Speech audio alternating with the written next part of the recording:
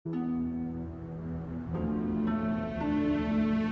Raja Nebukadnezar kepada orang-orang dari segala bangsa, suku bangsa dan bahasa yang diam di seluruh bumi. Bertambah-tambahlah kiranya kesejahteraanmu. Aku berkenan memaklumkan tanda-tanda dan mujizat-mujizat yang telah dilakukan Allah yang Maha Tinggi kepadaku. Betapa besar tanda-tandanya dan betapa hebatnya mujizat-mujizatnya. Kerajaannya adalah kerajaan yang kekal dan pemerintahannya turun-temurun. Aku, Nebukadnezar, diam dalam rumahku dengan tenang dan hidup dengan senang dalam istanaku. Lalu aku mendapatkan mimpi yang mengejutkan aku, dan hayalanku di tempat tidurku, serta penglihatan-penglihatan yang kulihat menggelisahkan aku. Maka aku mengeluarkan titah bahwa semua orang bijaksana di Babel harus dibawa menghadap aku, supaya mereka memberitahukan kepadaku makna mimpi itu. Kemudian orang-orang berilmu, ahli jampi, para kasdim dan ahli nujum datang menghadap dan aku menceritakan kepada mereka mimpi itu. Tetapi mereka tidak dapat memberitahukan maknanya kepadaku. Pada akhirnya, Daniel datang menghadap aku, yakni Daniel yang dinamai Belsazar menurut nama dewaku, dan yang penuh dengan roh para dewa yang kudus. Lalu kuceritakan kepadanya mimpi itu. Hai Belsazar, kepala orang-orang berilmu, aku tahu bahwa engkau penuh dengan roh para dewa yang kudus, dan bahwa tidak ada rahasia yang sukar bagimu. Sebab itu, inilah riwayat penglihatan mimpi yang kudapat. Maka ceritakanlah kepadaku maknanya. Adapun penglihatan yang kudapat di tempat tidurku itu demikian. Di tengah-tengah bumi ada sebatang pohon yang sangat tinggi. Pohon itu bertambah besar dan kuat, tingginya sampai ke langit dan dapat dilihat sampai ke ujung seluruh bumi. Daun-daunnya indah, buahnya berlimpah-limpah. Padanya ada makanan bagi semua yang hidup. Di bawahnya, binatang-binatang di padang mencari tempat bernaung, dan di dahan-dahannya bersarang burung-burung di udara, dan segala makhluk mendapat makanan daripadanya. Kemudian dalam penglihatan yang kudapat di tempat tidurku itu, tampak seorang penjaga, seorang kudus, turun dari langit. Ia berseru dengan nyaring, demikian katanya. Tebanglah pohon itu dan potonglah dahan-dahannya. Gugurkanlah daun-daunnya dan hamburkanlah buah-buahnya. Biarlah binatang-binatang lari dari bawahnya dan burung-burung dari dahan-dahannya. Tetapi biarkanlah tunggulnya tinggal di dalam tanah, terikat dengan rantai dari besi dan tembaga, di rumput muda di padang. Biarlah ia dibasahi dengan embun dari langit, dan bersama-sama dengan binatang-binatang mendapat bagiannya dari rumput di bumi. Biarlah hati manusianya berubah dan diberikan kepadanya hati binatang. Demikianlah berlaku atasnya sampai 7 masa berlalu. Titah ini adalah menurut putusan para penjaga, dan hal ini menurut perkataan orang-orang kudus, supaya orang-orang yang hidup tahu bahwa Yang Maha Tinggi berkuasa atas kerajaan manusia dan memberikannya kepada siapa yang dikehendakinya, bahkan orang yang paling kecil sekalipun, dapat diangkatnya untuk kedudukan itu. Itulah mimpi yang telah kudapat. Aku, Raja Nebukadnezar. Sekarang engkau, Beltsazar, katakanlah kepadaku maknanya, sebab semua orang bijaksana dari kerajaanku tidak dapat memberitahukan maknanya kepadaku. Tetapi engkaulah yang sanggup, karena engkau penuh dengan roh para dewa yang kudus. Lalu berdirilah Daniel, yang namanya Beltsazar. Tercengang beberapa saat, pikiran-pikirannya menggelisahkan dia. Berkatalah raja, Beltsazar, janganlah mimpi dan maknanya itu menggelisahkan engkau. Beltsazar menjawab, Tuanku, biarlah mimpi itu tertimpa atas musuh tuanku, dan maknanya atas seteru tuanku. Pohon yang tuanku lihat itu, yang bertambah besar dan kuat, yang tingginya sampai ke langit, dan yang terlihat sampai ke seluruh bumi, yang daun-daunnya indah, dan buahnya berlimpah-limpah, dan padanya ada makanan bagi semua yang hidup, yang di bawahnya ada binatang-binatang di padang, dan di dahan-dahannya bersarang burung-burung di udara. Tuankulah itu, ya Raja. Tuanku yang telah bertambah besar dan kuat, yang kebesarannya bertambah sampai ke langit, dan yang kekuasaannya sampai ke ujung bumi. Tentang yang tuanku Raja lihat, yakni seorang penjaga, seorang kudus yang turun dari langit, sambil berkata, Tebanglah pohon ini, dan binasakanlah dia. Tetapi biarkanlah tunggulnya ada di dalam tanah, terikat dengan rantai dari besi dan tembaga, di rumputmu dari padang, dan biarlah ia dibasahi dengan embun dari langit, dan mendapat bagiannya bersama-sama dengan binatang-binatang di padang, hingga sudah berlaku yang demikian atasnya, sampai 7 masa berlalu. Inilah maknanya, ya Raja. Dan inilah putusan yang maha tinggi mengenai Tuanku Raja. Tuanku akan dihalau dari antara manusia, dan tempat tinggal Tuanku akan ada di antara binatang-binatang di padang. Kepada Tuanku akan diberikan makanan rumput, seperti kepada lembu. Dan Tuanku akan dibasahi dengan embun dari langit.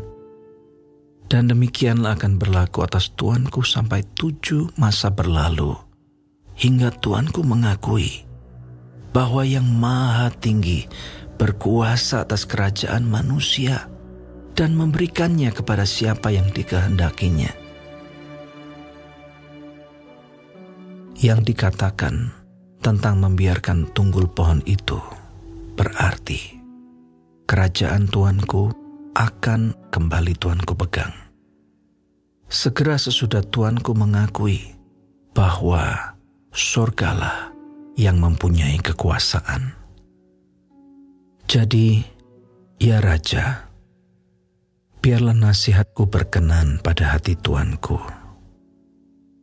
Lepaskanlah diri Tuanku daripada dosa dengan melakukan keadilan, dan daripada kesalahan dengan menunjukkan belas kasihan terhadap orang yang tertindas.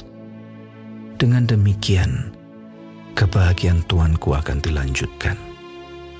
Semuanya itu terjadi atas Raja Nebukadnezar. Sebab setelah lewat 12 bulan, ketika ia sedang berjalan-jalan di atas istana raja di Babel, berkatalah raja, Bukankah itu Babel yang besar itu, yang dengan kekuatan kuasaku dan untuk kemuliaan kebesaranku telah kubangun menjadi kota kerajaan? Raja belum habis bicara, ketika suatu suara terdengar dari langit. Kepadamu dinyatakan, ya Raja Nebukadnezar, bahwa kerajaan telah beralih daripadamu. Engkau akan dihalau dari antara manusia, dan tempat tinggalmu akan ada di antara binatang-binatang di padang. Kepadamu akan diberikan makanan rumput seperti kepada lembu, dan demikianlah akan berlaku atasmu sampai 7 masa berlalu, hingga engkau mengakui bahwa Yang Maha Tinggi berkuasa atas kerajaan manusia dan memberikannya kepada siapa yang dikehendakinya. Pada saat itu juga, terlaksanalah perkataan itu atas Nebukadnezar, dan ia dihalau dari antara manusia dan makan rumput seperti lembu, dan tubuhnya basah oleh embun dari langit, sampai rambutnya menjadi panjang seperti bulu burung Raja Wali, dan kukunya seperti kuku burung. Setelah lewat waktu yang ditentukan, aku, Nebukadnezar, menengadah ke langit, dan akal budiku kembali lagi kepadaku. Lalu aku memuji Yang Maha Tinggi dan membesarkan dan memuliakan yang hidup kekal itu, karena kekuasaannya ialah kekuasaan yang kekal, dan kerajaannya turun-temurun. Semua penduduk bumi dianggap remeh. Ia berbuat menurut kehendaknya terhadap bala tentara langit dan penduduk bumi. Dan tidak ada seorang pun yang dapat menolak tangannya dengan berkata kepadanya, "Apa yang kau buat?" Pada waktu akal budiku kembali kepadaku, kembalilah juga kepadaku kebesaran dan kemuliaanku untuk kemasyuran kerajaanku. Para menteriku dan para pembesarku menjemput aku lagi. Aku dikembalikan kepada kerajaanku, bahkan kemuliaan yang lebih besar dari dahulu diberikan kepadaku. Jadi sekarang, aku, Nebukadnezar, memuji, meninggikan dan memuliakan Raja Sorga, yang segala perbuatannya adalah benar, dan jalan-jalannya adalah adil, dan yang sanggup merendahkan mereka yang berlaku congkak.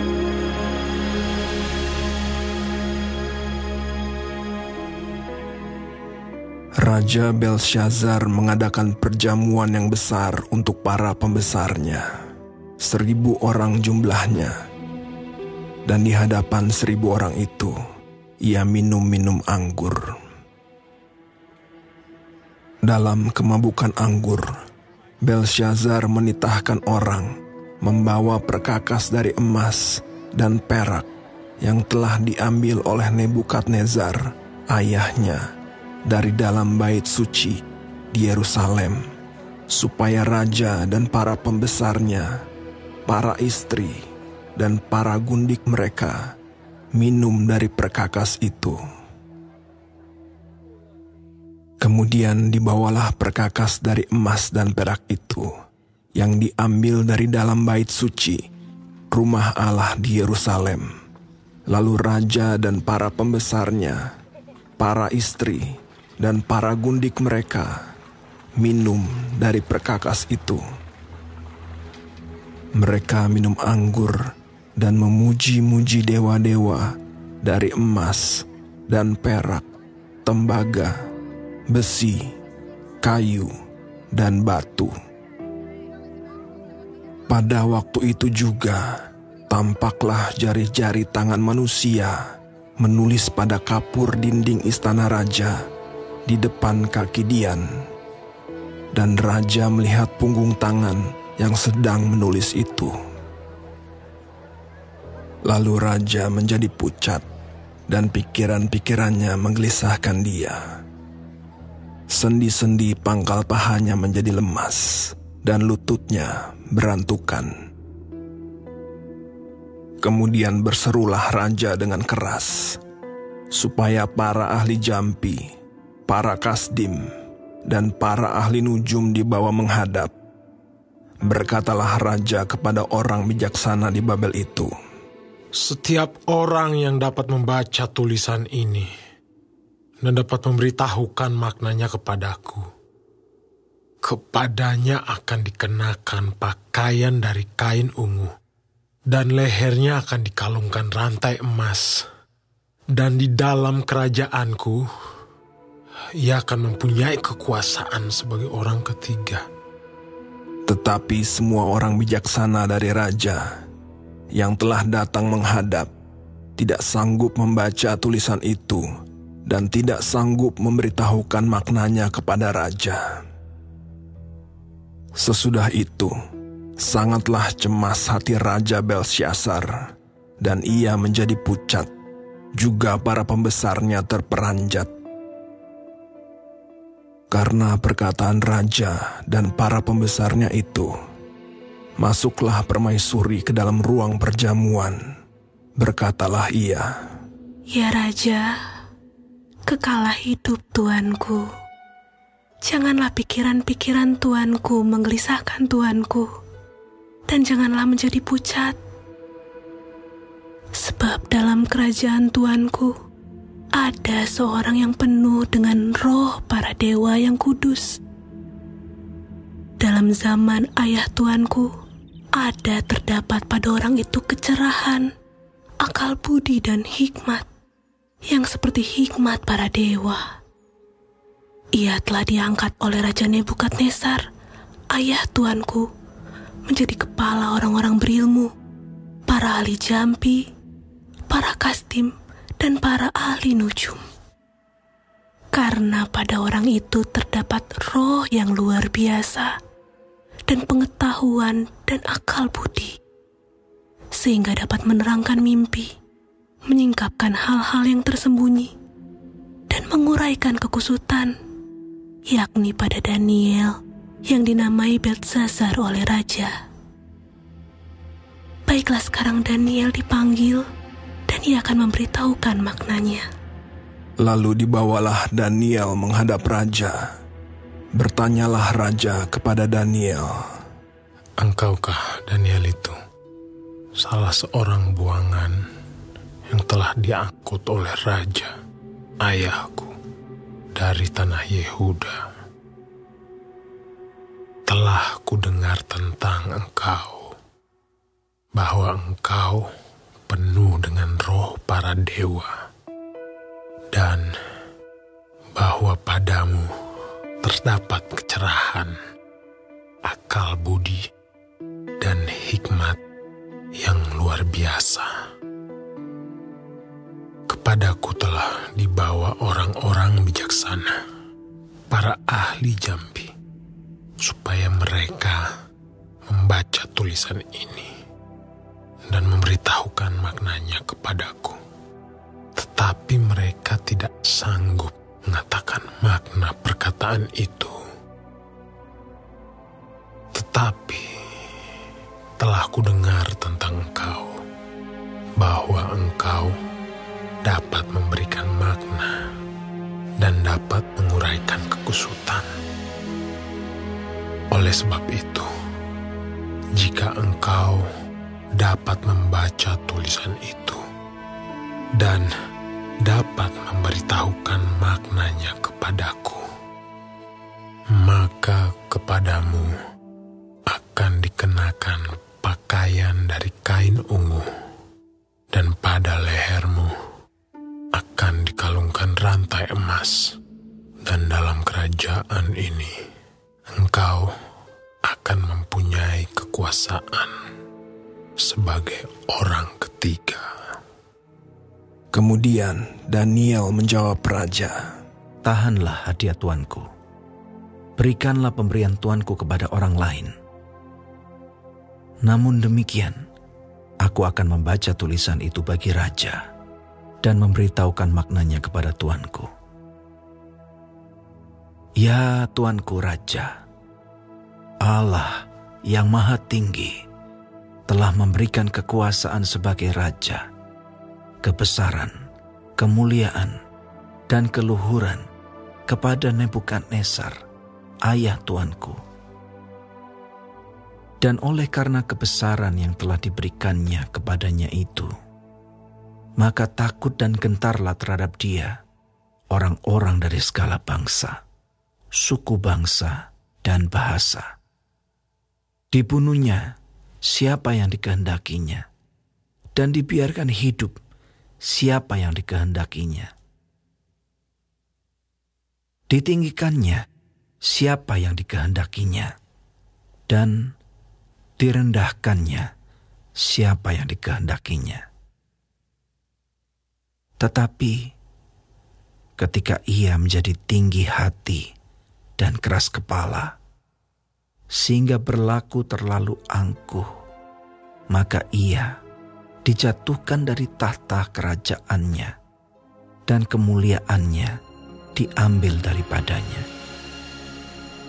Ia dihalau dari antara manusia, dan hatinya menjadi sama seperti hati binatang, dan tempat tinggalnya ada di antara keledai hutan. Kepadanya diberikan makanan rumput seperti kepada lembu, dan tubuhnya basah oleh embun dari langit, sampai ia mengakui bahwa Allah yang Maha Tinggi berkuasa atas kerajaan manusia dan mengangkat siapa yang dikehendakinya untuk kedudukan itu.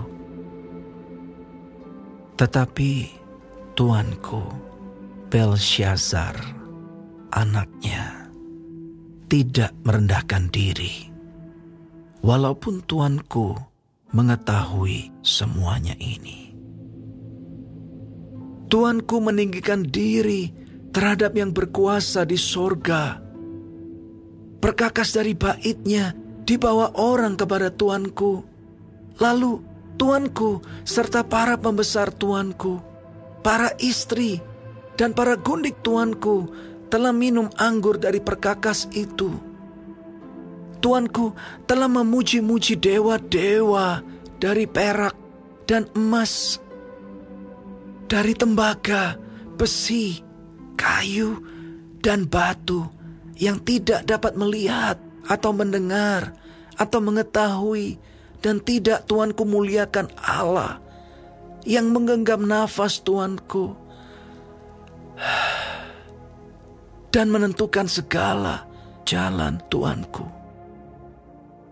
Sebab itu, ia menyuruh punggung tangan itu, dan dituliskanlah tulisan ini. Maka inilah tulisan yang tertulis itu: Mene, Mene, Tekel, Ufarsin. Dan inilah makna perkataan itu: Mene, masa pemerintahan Tuanku dihitung oleh Allah dan telah diakhiri. Tekel, Tuanku ditimbang dengan neraca dan didapati terlalu ringan. Peres, kerajaan Tuanku dipecah dan diberikan kepada orang Media dan Persia. Lalu atas titah Belshazzar dikenakanlah kepada Daniel pakaian dari kain ungu, dan pada lehernya dikalungkan rantai emas. Dan dimaklumkanlah tentang dia bahwa di dalam kerajaan ia akan mempunyai kekuasaan sebagai orang ketiga. Pada malam itu juga terbunuhlah Belshazzar, raja orang Kasdim itu.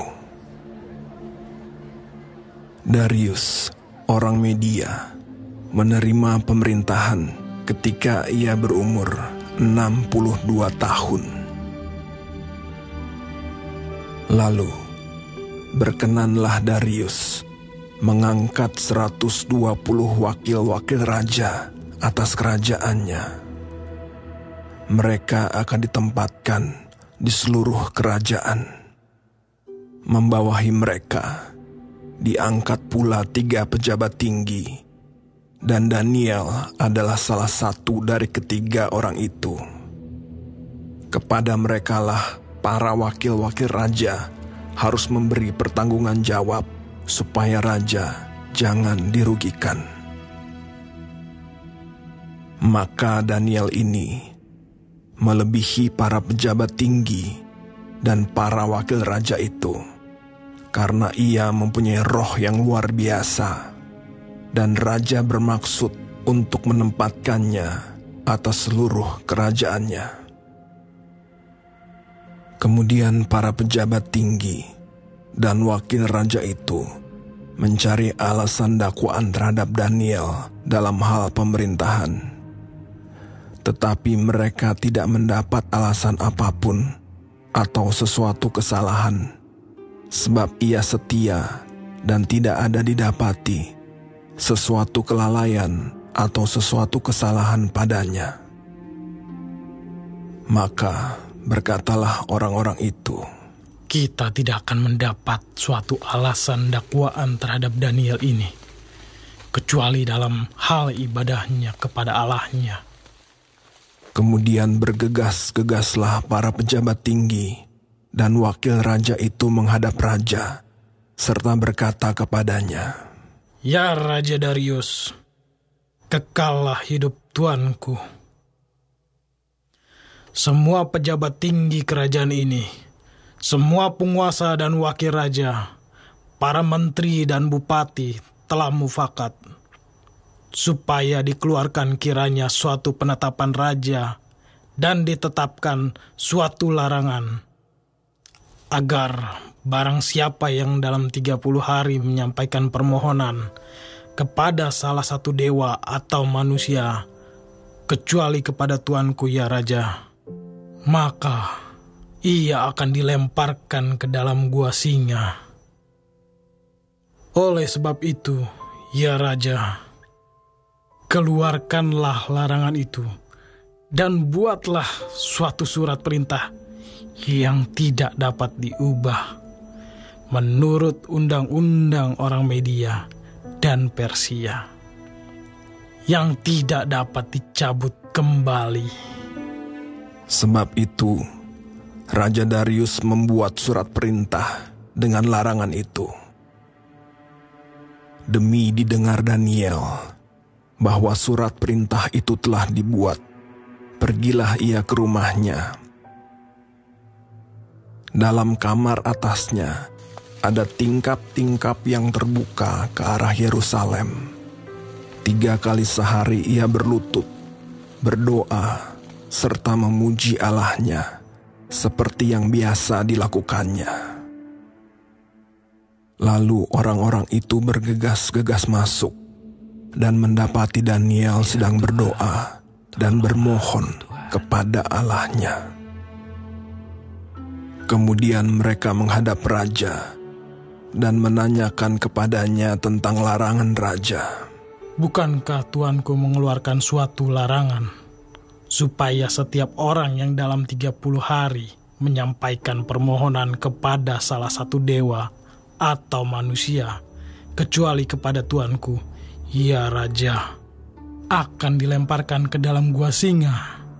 Jawab raja, perkara ini telah pasti menurut undang-undang orang Media dan Persia, yang tidak dapat dicabut kembali.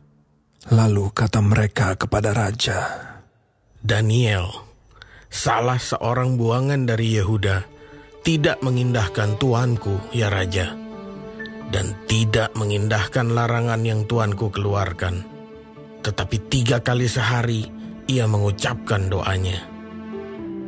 Setelah raja mendengar hal itu, maka sangat sedihlah ia, dan ia mencari jalan untuk melepaskan Daniel.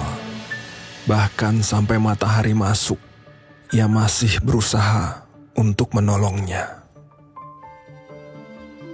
Lalu bergegas-gegaslah orang-orang itu menghadap raja, serta berkata kepadanya, "Ketahuilah ya raja, bahwa menurut undang-undang orang Media dan Persia, tidak ada larangan atau penetapan yang dikeluarkan raja yang dapat diubah."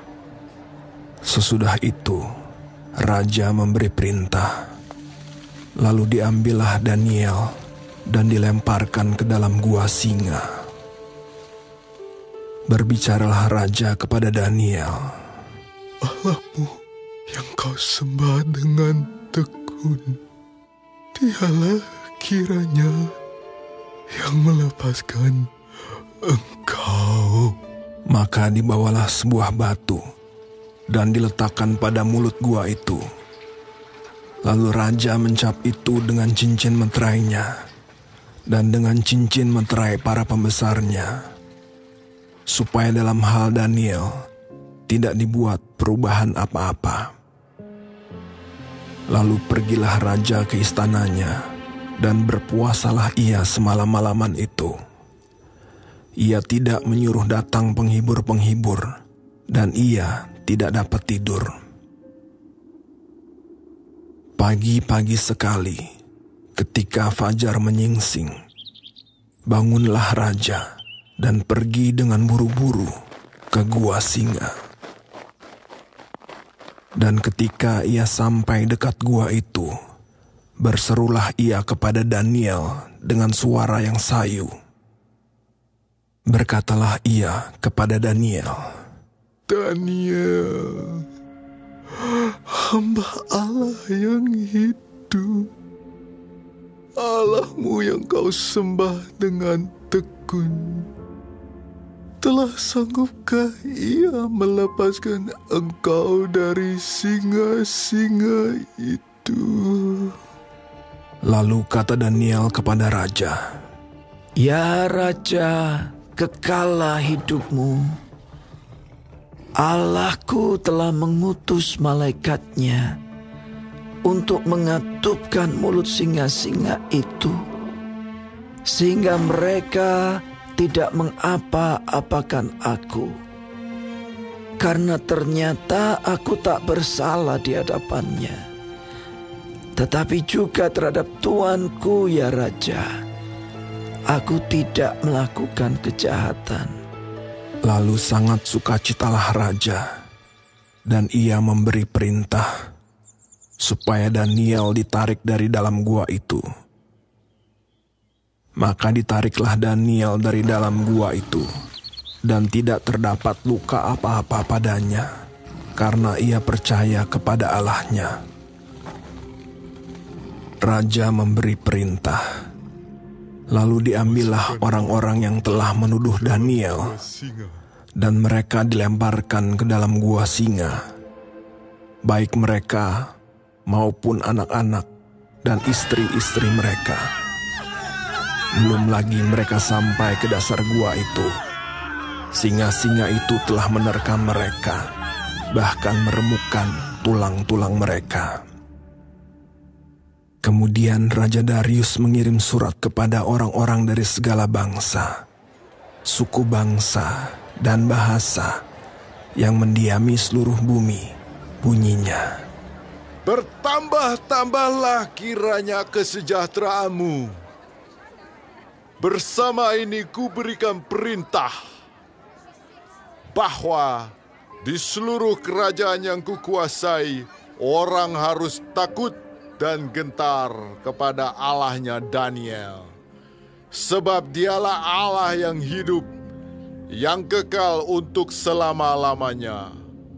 Pemerintahannya tidak akan binasa, dan kekuasaannya tidak akan berakhir. Dia melepaskan dan menolong, dan mengadakan tanda dan mukjizat di langit dan di bumi. Dia yang telah melepaskan Daniel dari cengkeraman singa-singa. dan Daniel ini mempunyai kedudukan tinggi pada zaman pemerintahan Darius dan pada zaman pemerintahan Koresh, orang Persia itu.